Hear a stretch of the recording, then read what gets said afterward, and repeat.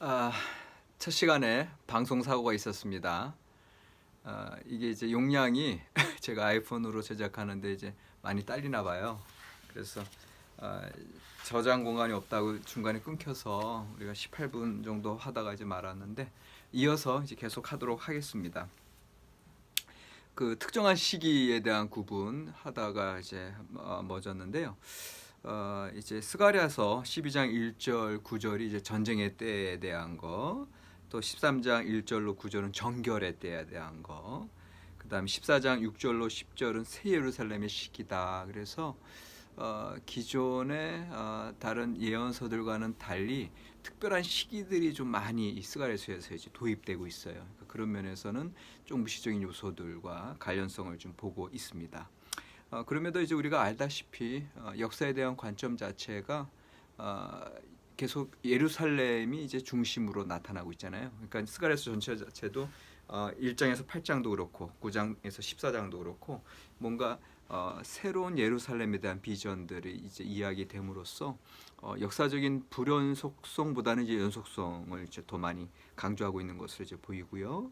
그 다음에 이제 나중에 나타나는 이제 헬라 시대에 나타나는 성과 악에 대한 그런 존재론적 이원론도 아직은 이제 드러나지 않는다. 이제 이런 면에서 아직은 묵시문학은 아니다. 이렇게 볼 수는 있어요. 그럼에도 불구하고 여전히 예언에서 묵시로 이제 가려고 하는 그런 요소들을 이제 우리가 좀 이제 보려고 하고요. 그거 보기 전에 지금 더 중요한 거 하나 이제 여러분들이랑 좀 나누고 싶은 건 뭐냐 하면 스가랴서에서 메시아에 대한 강조가 많이 나타나거든요. 그래서 특별히 요 이제 그 솔로몬 출판사에서 번역된 이 WBC 워드 비블리컬 코멘터리 이제 여기 보면은 소예언서 부분 중에 미가서부터 이제 말라키 요거를 이제 라이프 스미스라고 하는 학자가 벌써 이제 옛날에 쓰신 거지만 그런데 이분이 그 예수님의 자기의 정체성, 그러니까 예수님의 그 메시아로서의 사명이 특별히 이제 이 스가랴서 9장부터 14장에서 예수님 당신 자신이 동일시 하시는 그러한 말씀들을 받았다. 그러니까 다시 말하면 마치 각본처럼 스가랴서 9장에서 14장에 나타나는 장차 메시아가 오셨을 때 이런 일들이 이제 일어날 것이라고 하는 것을 예수님께서 실제로 구현해 가셨다는 거죠.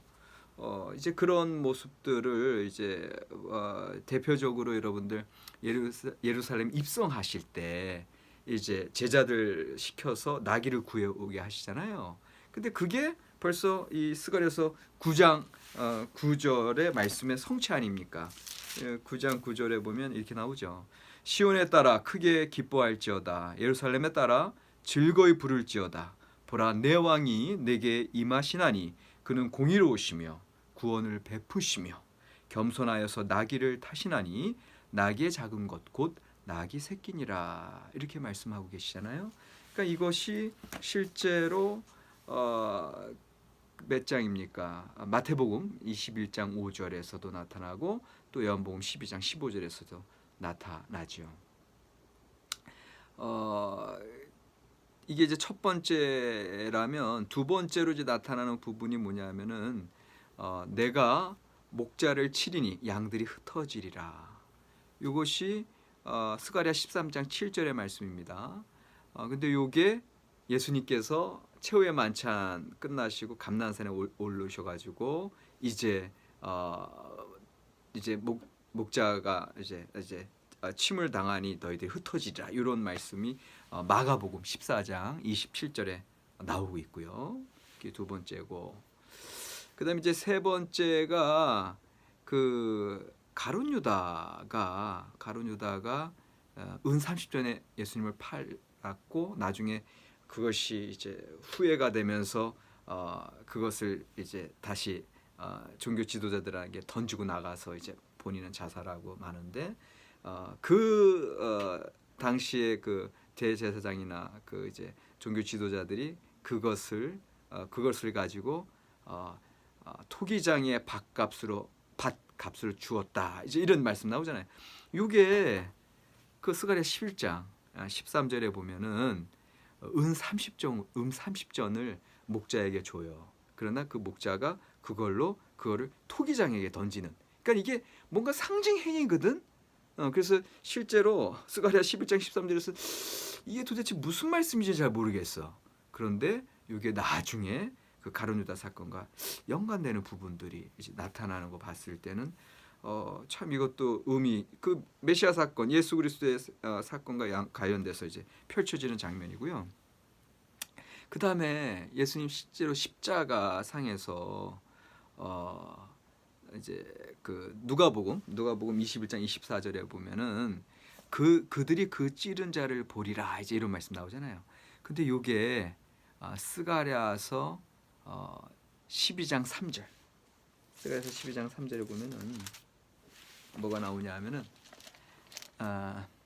그날에는 내가 예루살렘을 모든 민족에게 무거운 돌이 되게 하리니 이거 아닌데 죄송합니다.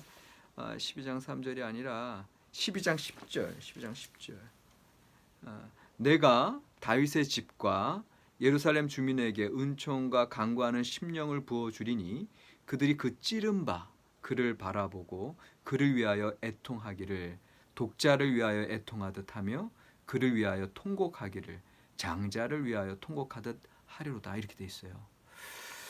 그러니까 그 찌른 자에 대한 거 이게 이제 또 예수님의 그 십자가상의 그 사건이랑 연관이 되고 있고요.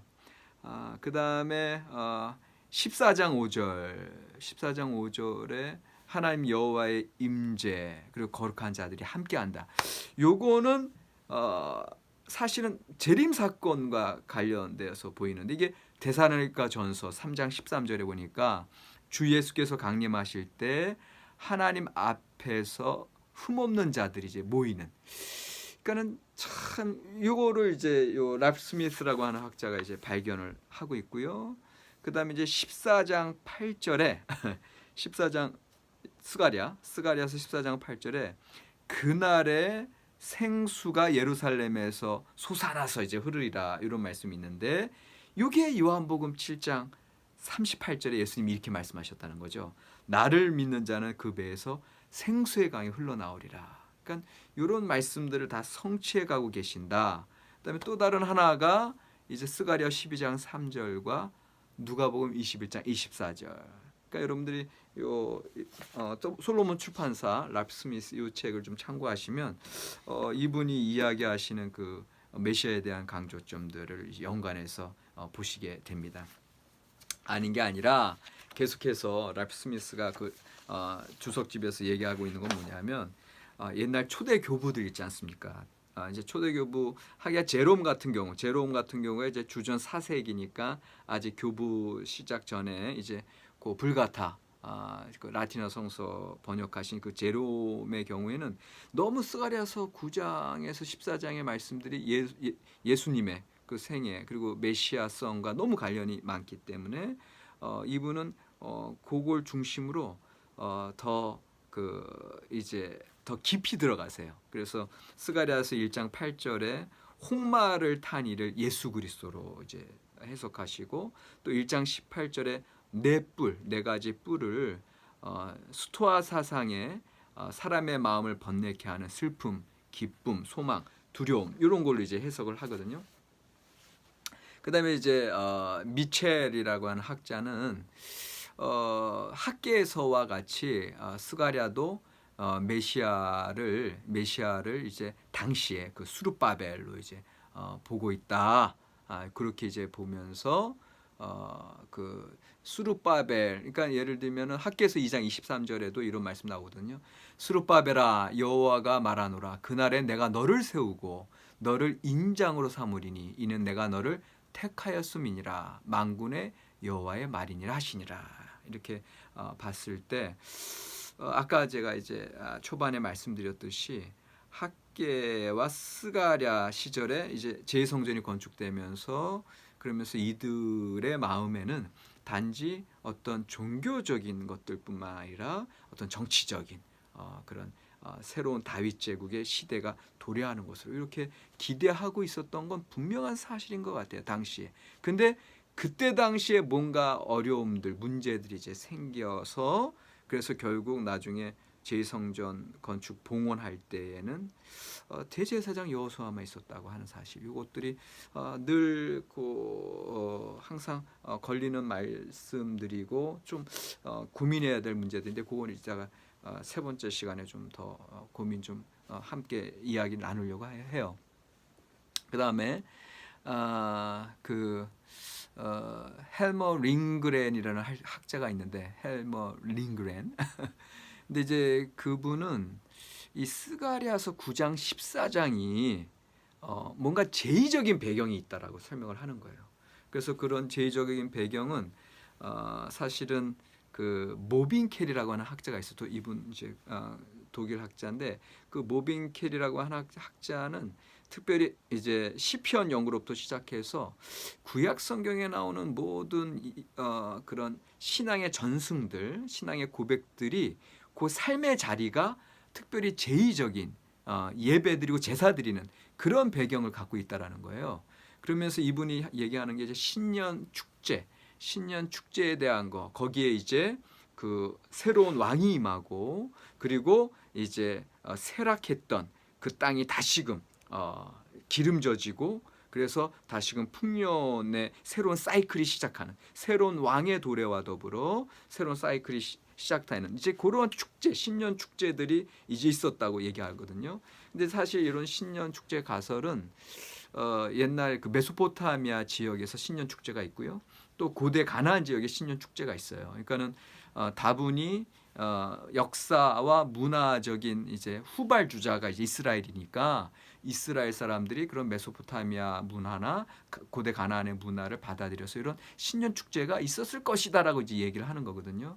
근데 실제로 우리 구약 성경에는 신년 축제가 뭐 구체적으로 어떻게 열리고 그런 것들은 나타나지는 않아. 근데 학자들이 요거를 관련해서 이제 이야기하면서, 그러면서 이제 이 스가랴서 9장 14장이 그런 신년 축제와 관련이 되고, 요것이 자연스럽게 메시아 사상으로 이제 발전해 가는 것으로, 그렇게 이제 헬머 링그렌이라는 학자가 모빈켈의 그 신년 축제 가설을 이제 받아서 그렇게 이제 이야기하는 거예요. 근데 이제 재밌는 게 여기 이제 지금 제가 소개하는 거 계속 이 책에 있는 거예요. WBC에 있는 건데, F.F. 브루스라고 하는 학자가 있어요. 이분 오래된 학자인데, 그래도 이분이 당시 구약학 쪽에서는 좀 보수적이면서도 또 의미 있는 그런 메시지들을 많이 전해주시는데, 이분이 뭐라고 얘기하냐면은, 이게 스가랴 9장 14장이 이제 심상치가 않거든요. 그래서 이분은 이제 구약학자로서 이런 것들을 봤을 때 오히려 기본 청사진이 구약 성경에 다 드러나 있고, 이것이 신약 성경에서 구현되어 가는 게 아니냐, 이제 이렇게 이제 말씀을 하세요. 그래서 심지어는 이분은 어떻게 얘기하냐면은 신약 성경은 구약 성서 신학의 어떤 새로운 지시와 새로운 제시와 해석이다, 이렇게 보세요. 그럴 정도로 이제 스가랴 9장 14장이 예수님의 그 생애랑 긴밀하게 관련되어 있고, 이것뿐만 아니라 또 많은 부분들에 있어서 구약의 이야기들이 그대로 이제 신약 성경에 들어가거든요. 그러면서 이분이 무슨 얘기하냐면, 그 예수님께서 그 메시아적인 자기 이해, 아까 이제 나왔던 것처럼 특별히 9장에서 14장에 자신의 메시아적 사명 통찰을 이분은 6개로 보고 계신데, 첫 번째가 아까랑 조금은 반복이 돼요. 13장 7절에서 9절에 나가는 이제 목자가 침을 당하고, 목자가 이제 매를 맞고 그때 흩어지는 양떼, 요게 첫 번째 메시아적인 자기 이해. 그다음에 두 번째가 9장 16절, 스가랴 9장 16절에 자기 백성의 양떼에 대한, 그러니까 예수님이 나는 선한 목자라, 그리고 또 나는 양의 문이라, 계속 양떼, 이제 백성들, 당신을 따르는 백성들 양떼로 표현하는 이것들도 이제 여기서 왔다라고 하는 거죠.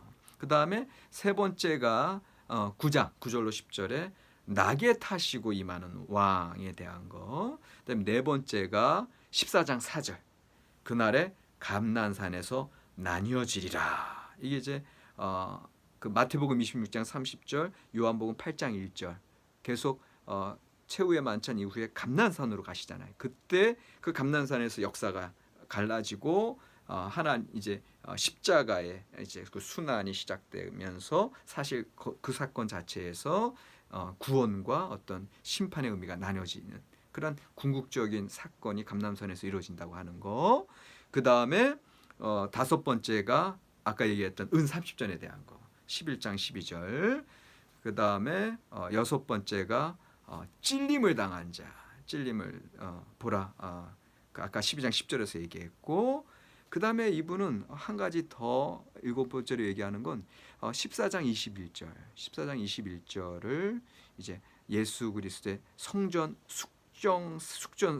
숙청 사건과 관련이 돼서 이게 이제 사실은 그 스가랴서의 맨 마지막 부분이잖아요. 그래서 만군의 여호와의 전에 가나안 사람이 다시 있지 아니하리라. 이 말씀 자체를 성전 수청 사건과 이제 관련해서 이제 보고 있습니다. 자, 여기에서 이제 한 발 더 나아가서 예수님께서 스가랴 9장 14절의 말씀들로 당신 사역의 초점을 이제 발견한 것처럼 초대교회 사도들과 성도들도 예수의 생애 또 사역, 죽음과 부활을 요 스가랴서 9장 14장의 구절들을 통해서 해석했다. 이제 이렇게 나오고 있습니다. 그러니까 여러분들 이 스가랴서 9장 14장의 위치를 아시겠죠?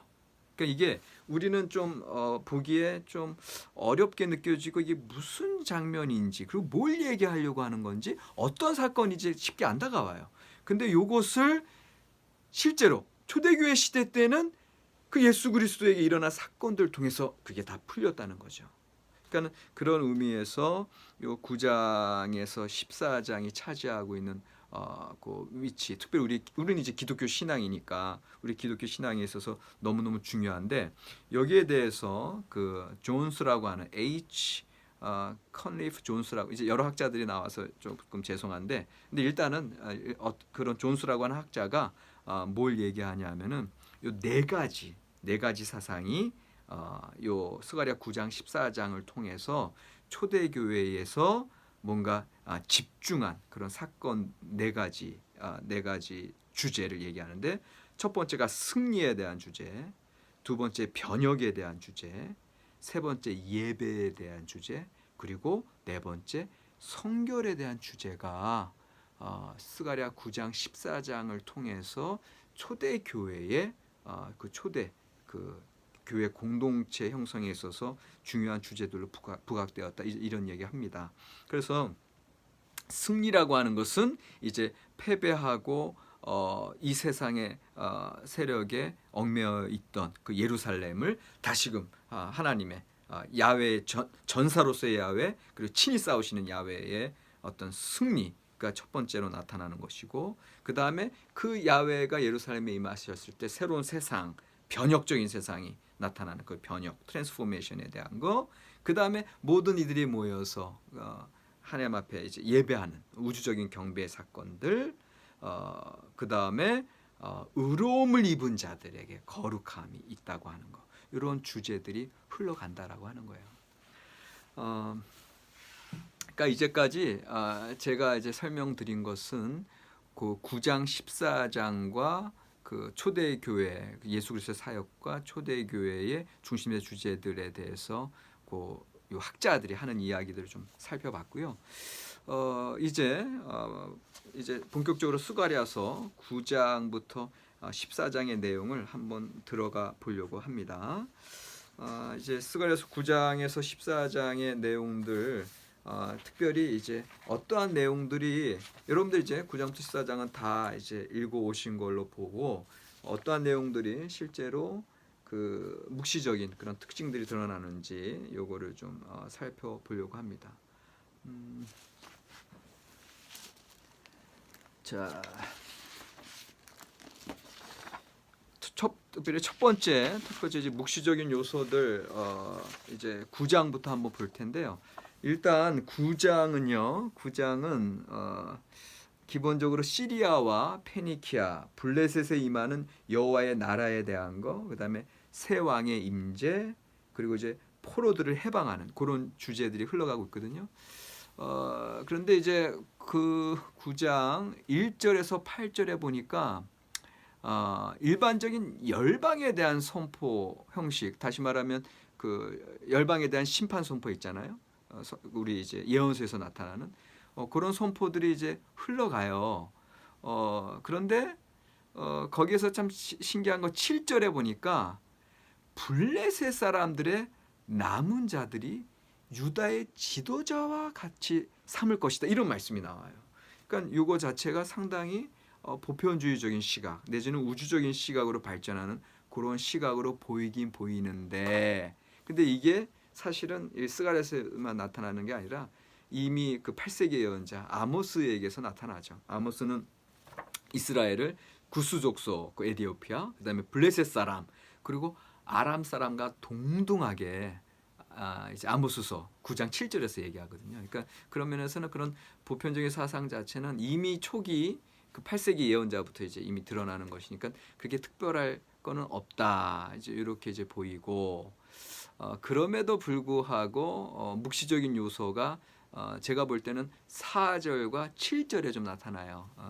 그 9장 4절에 보니까 어떤 말씀이 나타나냐면, 주께서 그를 정복하시며 그의 권세를 바다에 쳐 넣으시려니 그가 불에 삼켜질지라. 이제 이런 것들은 상당히 우주적인 전쟁이 생각날 정도로 그의 권세, 그 어떤 이방의 권세들을 바다에 쳐 넣으신다.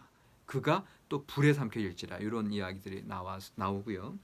그 다음에 이제 7절, 또 9장 7절에 보니까 그의 입에서 그의 피를, 그의 이사이에서 그 가증한 것을 제거하리니 그들도 남아서 우리 하나님께로 돌아와서 유다의 한 지도자 같이 되겠고 에그로는 여부수 사람과 같이 되리라, 이렇게 나오죠. 그래서 여기에서 어떤 그런 그의 입에서 그의 피를, 그의 이사이에서 그 가증한 것을 제거하리니, 그러니까 이런 상당히 신화적인 어떤 이런 내용들이 좀 묵시적인 요소이기는 하나, 그런데 사실은 이것도 여전히 다른 예언자들에게서 이제 나타나는 모습이기 때문에 사실 9장 1절에서 지금 8절에서는 그렇게 묵시적인 요소가 이제 대단하게 나타나는 것 같지는 않아요. 근데 이제 제가 중심에서 볼 게 9장 14절에서 15절이네요. 예.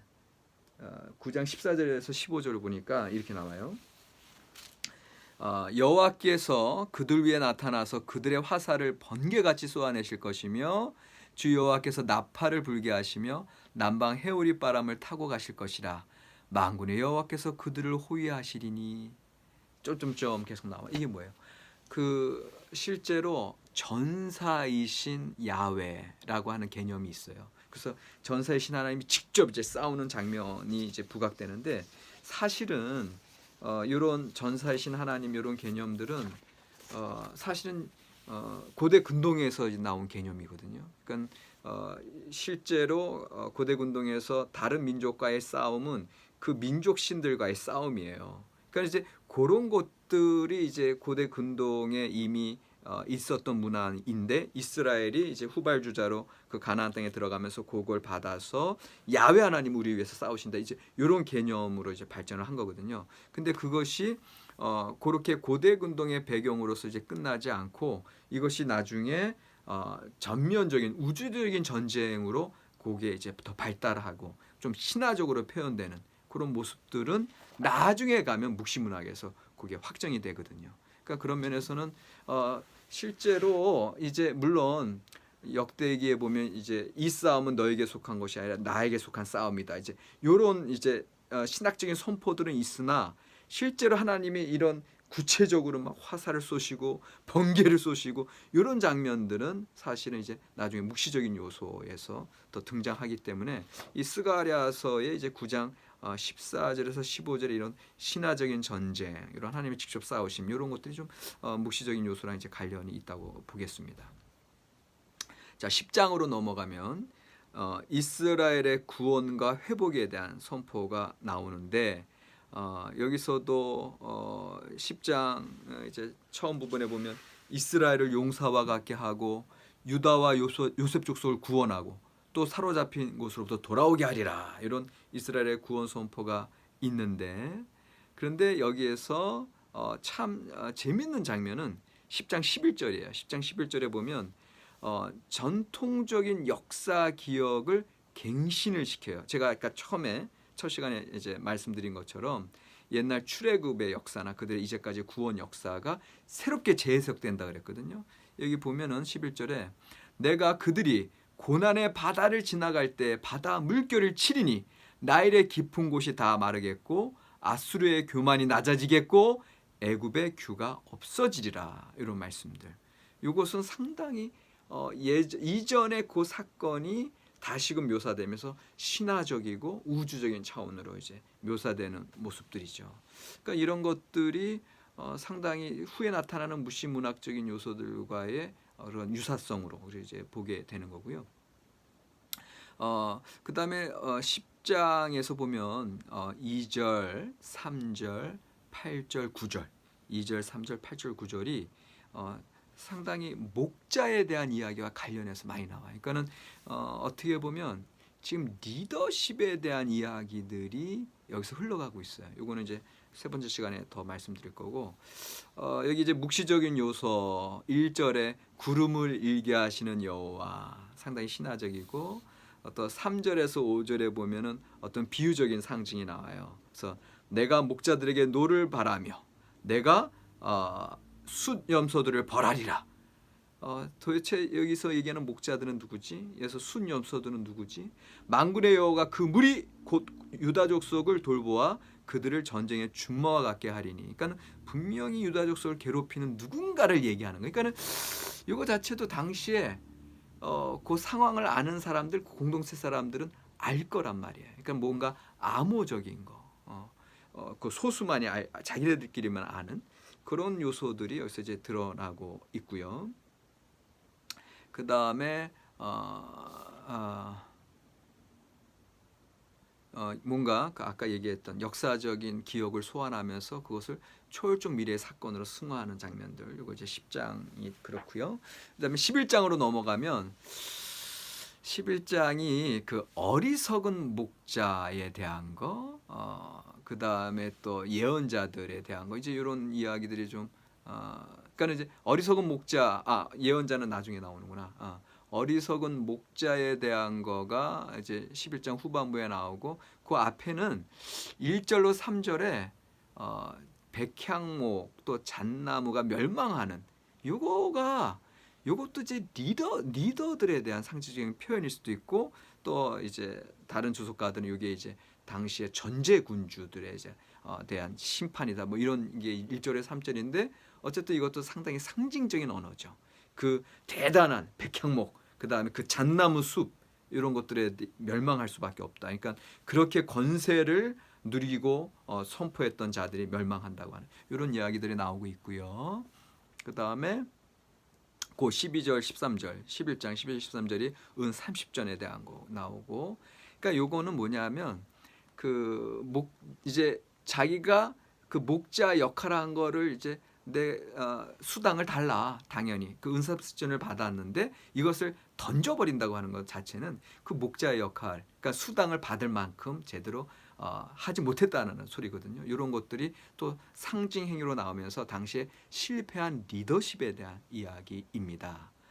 근데 요거를 또 폴 헨스는 요게 제2성전 시대의 그 헤게모니를 잡던 그런 리더십의 실패를 드러내는 말씀으로 그렇게도 이제 보고 있어요.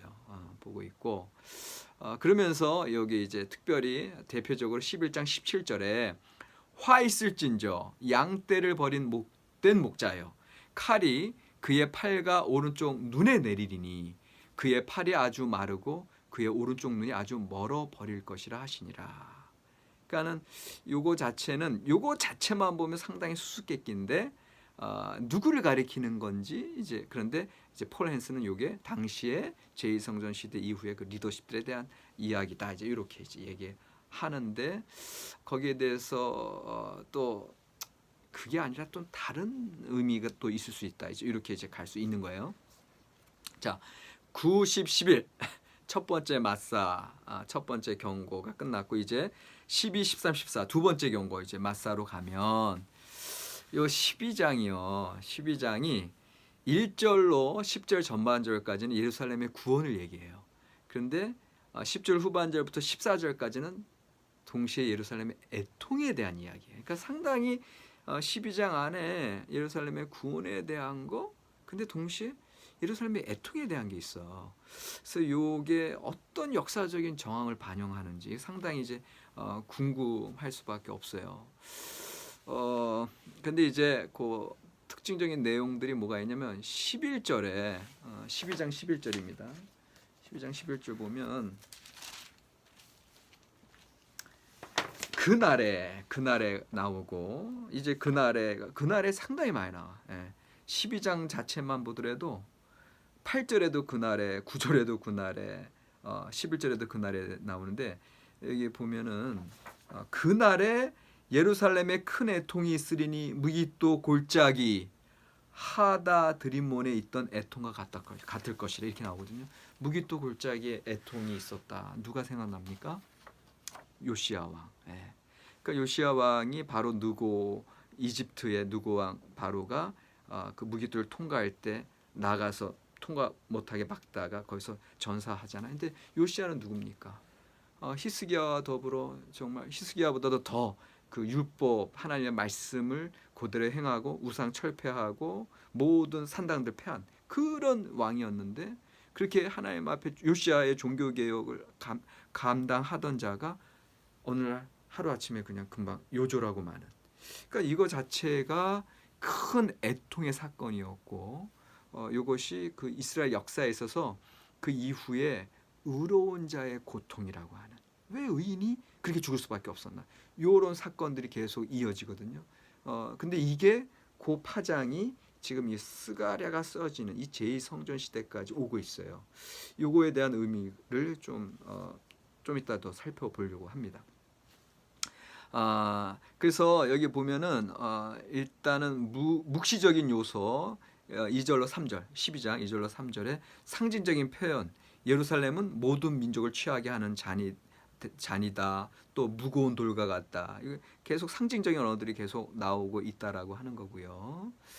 그 다음에 이제 10절에 보니까 내가 다윗의 집과 예루살렘 주민에게 은총과 간구하는 심령을 부어주리니 그 찌른 바 그를 바라보고 그를 위하여 애통하기를, 이런 말씀들 수수께끼와 같아. 근데 이제 요거 그 찌른 바 요거 저희 세 번째 시간에 좀 더 얘기하려고 하는데 어쨌든 아까 예수 그리스도 메시아 사상과 이제 관련된다 그랬고요. 그 다음에 여기 저는 또 참 재밌었던 게 12장 10절에 예루살렘 주민에게 은총과 간구하는 심령을 부어준다 이렇게 나오죠. 요거 어떤 말씀 생각나지 않으세요? 에스겔 36장 에스겔 36장 26절에 새 마음과 새로운 영. 이게 무슨 얘기냐 하면 이들의 노력으로는 하나님 앞에 나아갈 수가 없어. 그래서 새 마음과 새 영을 줄 수밖에 없고, 또 예레미야 31장 31절에 보면 또 이들에게 이제는 더 이상 돌판이 아니라 마음판에 하나님의 법을 주겠다. 그래서 누가 뭐라고 시켜서 율법주의적으로 하나님의 계약 백성으로 사는 것이 아니라 이제는 마음에 새겨진 그 법으로 하나님 따르는 삶. 그것과 마찬가지인 거예요. 여기도 보니까 예루살렘 주민에게 은총과 간구하는 심령을 부어주겠다. 그러니까 회복의 의미가 여전히 같이 통하고 있잖아요. 그러니까 제가 이 말씀 보면서 어떤 걸 느꼈냐면 새 마음과 새로운 영, 하나님께서 그것도 우리에게 믿음도 허락하시고 우리에게 회개의 영도 허락하시는 거, 그죠? 그러니까 우리 인간의 힘으로 할 수 없는 거. 그래서 우리가 묵시적인 신앙으로 이제 간다 그랬잖아요. 그러니까 이런 새 마음과 새 영, 또 새로운 언약, 이런 사건들 자체가 이게 이제 우리 인간의 힘으로는 할 수 없고 우리 안에 구원이 없다고 하는 고백과 직결되어 있는 선포라는 거, 이걸 이제 발견하거든요. 그러니까는 그런 면에서 우리가 이제 묵시적인 신앙 공부하면서 계속해서 우리가 돌이켜 보는 게 우리로서는 할 수 요거. 그런데 하나님께서 새로운 마음 사용 주시고 그다음에 기독교 이제 예수 그리스도의 운동, 예수님께서 올라가시고 보혜사 성령님을 허락하셔서 여전히 하나님의 사역이 계속되는 거. 이런 걸 봤을 때 여전히 어떤 면에서는 우리가 이제 역사성 또 역사적인 불연속성 요거 얘기하지만 연속성과 불연속성 얘기하지만 그럼에도 불구하고 여전히 우리가 이 역사 현장에 살아가면서도 하나님의 전적인 새로운 심령, 새로운 마음, 성령의 역사하심 이거 자체도 어떤 면에서는 어떤 묵시적인 요소들이다. 요거를 좀 한번 새롭게 생각을 하게 됐습니다. 이번에 제가 강의 여러분들 이제 하면서 그러니까는 이런 면도 우리가 이제 나중에 이제 요 다니엘서 들어가고 또 이제 묵시 신앙을 정리할 때 한번 이런 요소들도 함께 좀 생각해 보면 좋을 것 같아요. 그래서 이제 두 번째 시간은 여기까지 할 거고요. 첫 번째 시간 과제가 안 나갔는데 그건 통과. 이 두 번째 시간 과제는 제가 나름대로 그거 갑시다. 그거 저기 여기 솔로몬 출판사에서 그러니까 라프 스미스가 얘기했던 이제 7가지 요소 있죠. 7가지. 그 메시아와 관련된 그런 요소들 한번 정리해 주시면 좋겠습니다. 고맙습니다.